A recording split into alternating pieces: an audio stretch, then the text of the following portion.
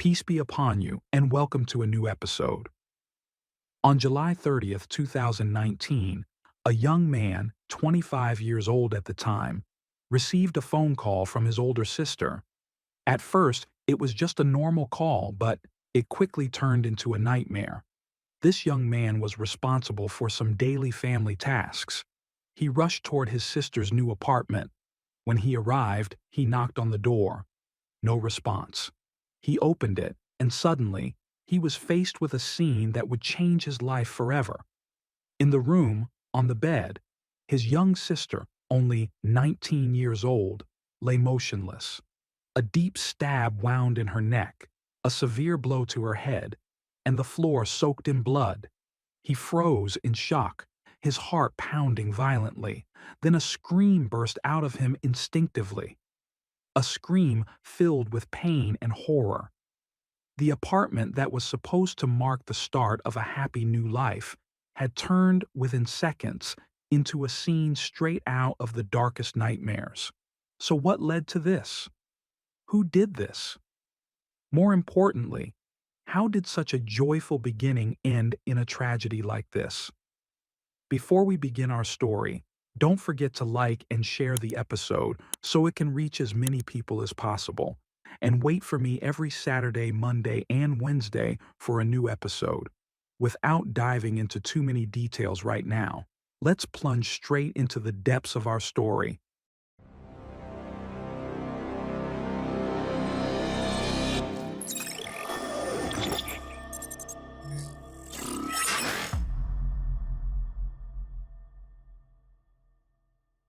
Every story like this starts simple, with ordinary dreams, but gradually develops until the moment that changes everything.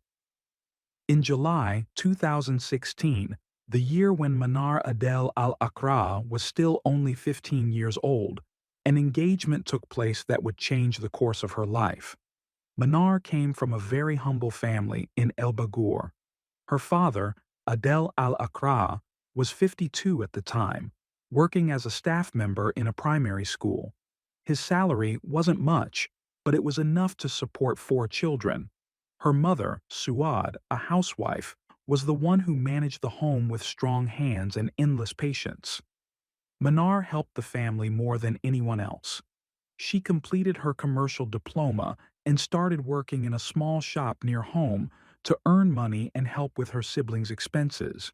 She was a quiet girl, with black eyes full of hope and always smiling, as if the whole world was a garden of roses. The engagement was to Mohammed Mahmoud Othman, a young lawyer who was 26 at the time, from a middle-class family in the same area. Mohammed looked tidy, well-educated, and had just opened a small law office in El Bagour.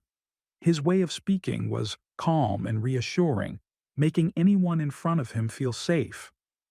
The engagement took place at Adel Al-Aqraa's house, a small celebration where both families congratulated each other, as if life from that moment on would be filled with happiness.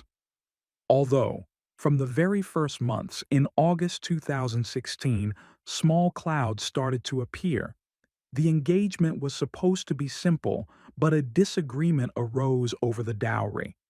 Manar's family wanted 50,000 Egyptian pounds up front and 30,000 deferred to secure their daughter's future. Mohammed, on his side, said he would pay in installments because of the financial pressure of starting his office and life. Suad was worried, asking Adele during quiet nights, "Will this young man really be able to protect our daughter?" Adele reassured her, saying Mohammed was a good person. 3 years passed slowly, from July 2016 to July 2019. They were filled with weekly visits between the families, small gifts, and long talks about the future. Mohammed would sometimes disappear, saying he was busy with court cases, which made Manar a little anxious, but she still trusted him. According to what her friends later said, Manar used to say Mohammed was kind, but his extreme calmness sometimes made her think too much. During that period, Mohammed's family knew some personal details about him, like the fact that he had been taking sedatives since 2009, 7 years before the engagement, due to mild psychological issues that began in university. They kept quiet, afraid of scandal, postponing any conversation until after the wedding. As the wedding day approached in May 2019, 2 months before the big day, Mohammed visited Adele and decided the wedding would take place in July, but the deferred dowry would only be 30,000, nothing more. Adele agreed because his daughter was happy, and he didn't want to delay her joy. Preparation started in June 2019. Manar was choosing the wedding ring, simple gold that suited their budget, and telling her mother that the new home would be beautiful, full of dreams. Meanwhile, Mohammed was struggling more on the inside. Based on what was later found in his diary inside the apartment, he had been writing fearful sentences like, "I am scared. What if I can't be the one she deserves?" This was a clear sign of a personal issue, a mild sexual problem that his family had known about since 2009, when a psychiatrist in El Manufia said it was due to academic stress and prescribed sedatives like lorazepam. But the issue never went away. It got worse through the years, especially under the pressure of such a long engagement. On July 25, 2019, 1 week before the wedding, Mohammed called Manar and told her he loved her, but life was hard. Manar reassured him, saying they would overcome everything together. Meanwhile, Mohammed's mind was building dark scenarios. What if he failed on the wedding night? What would the family say? The scandal would be far greater than anything he could bear. Mohammed wasn't planning a crime in the traditional sense. He wasn't gathering tools or drawing maps. It was more of an internal, psychological plan, built on fear and accumulated pressure. From July 20th, 2019, about 10 days before the wedding, he started thinking more about what might happen. In his diary, which was later found hidden in the apartment drawer, he wrote that he was terrified of failure and that such failure would destroy his reputation as a man, especially in a place like El Bagour, where honor and family mean everything. He had been taking sedatives daily, but the doses increased in the final weeks, according to pharmacy records reviewed later by prosecutors. On July 26, just a few days before the wedding, Mohammed called his younger brother Ahmed and told him that if something went wrong, he wouldn't be able to handle it. Ahmed reassured him, telling him he would be fine. Yet, inside Mohammed's head, he was drawing defensive scenarios. If Manar told her mother or her family, there would be a scandal, and his family would be disgraced. The only way to protect himself would be to hide the truth by any means. He wasn't thinking specifically of murder yet, but anger was building inside him like a volcano ready to erupt. On July 28, 2019, the day before the wedding, Mohammed went to a pharmacy in El Bagour and bought an extra dose of sedatives. He sat down and wrote a short note. "These nights are hard, but I must be strong." This was the start of the plan that would reveal itself at the most critical moment. Not a complete plan, but a psychological readiness for violent reaction if he felt he was losing control. The wedding day itself, July 29, 2019, in the evening, appeared perfect from the outside. The marriage contract was signed. More than 500 guests attended. Tables were filled with food, and joy filled the air. Manar, in her white wedding dress, kissed her mother and prayed that God would bless the new life ahead. Mohammed, wearing a black suit, smiled for the cameras. Deep inside, though, the tension was rising. The wedding ended around 2 a.m., and the couple went to their new apartment in the El Mar district of El Bagour, a small apartment Mohammed had rented so they could begin their life together. That night, the wedding night, was supposed to be the most beautiful moment. According to what was later discovered, Mohammed was extremely anxious from the first minute. He tried to get close to Manar, but he failed. He didn't know how to explain it, and his fear exploded inside him. Manar, who was a virgin according to the later medical report, called her mother. Her voice was calm but carried a hint of concern. She said nothing happened and that Mohammed was a bit sick, needing some anise tea for stomach pain.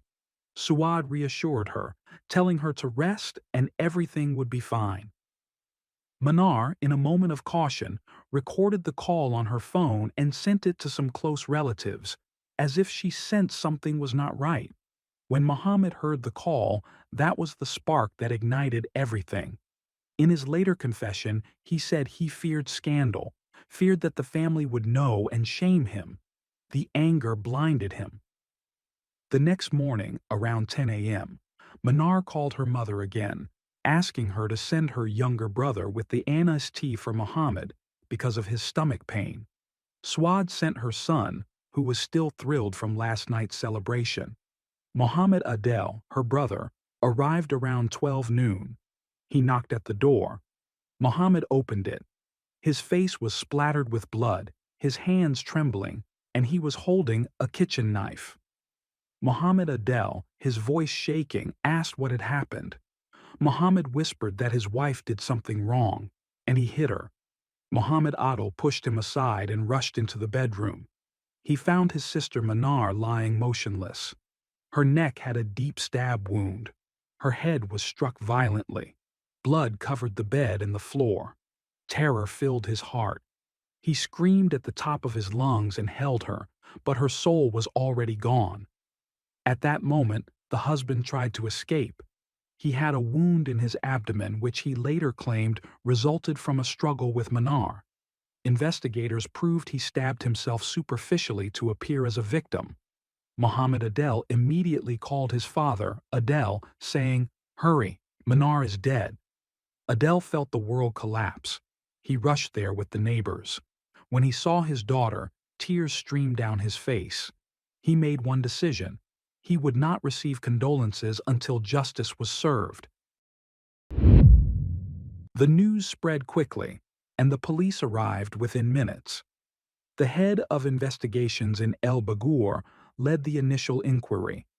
He inspected the apartment, photographed the scene, and found the knife in the bathroom stained with Manar's blood. Mohammed fled and hid at his family's house. At 6 p.m., 6 hours after the incident, Mohammed confessed to his family. He said he did it because he feared scandal. His family called the prosecution, and he decided to surrender. Mohammed was transferred to Benha University Hospital. His condition was stable, but he was placed under tight guard. The public prosecution office in El Bagour immediately began the investigation. That marked the start of a long road filled with meticulous details. On July 31, 2019, the second day, the crime scene was re-examined. They recorded the testimony of Manar Adel, Manar's brother, who described in detail how he found Mohammed Mahmoud Othman covered in blood. Manar Adel Al-Aqraa testified that her daughter had called her and said nothing happened and that he was sexually impotent. She had recorded the call. That recording, later found on Manar Adel Al-Aqraa's phone, was the first major key in the case. It proved that the motive was fear of scandal, not any other suspicion. During his first interrogation, Mohammed Mahmoud Othman refused to talk much. He claimed psychological distress. After 2 days, on August 1, 2019, he gave a full confession. He tried to get intimate with her, but failed. He heard her speaking with her mother. He feared she would tell the family. Anger overtook him, so he grabbed the knife and stabbed her in the neck, then struck her head to finish the matter. The investigation deepened further.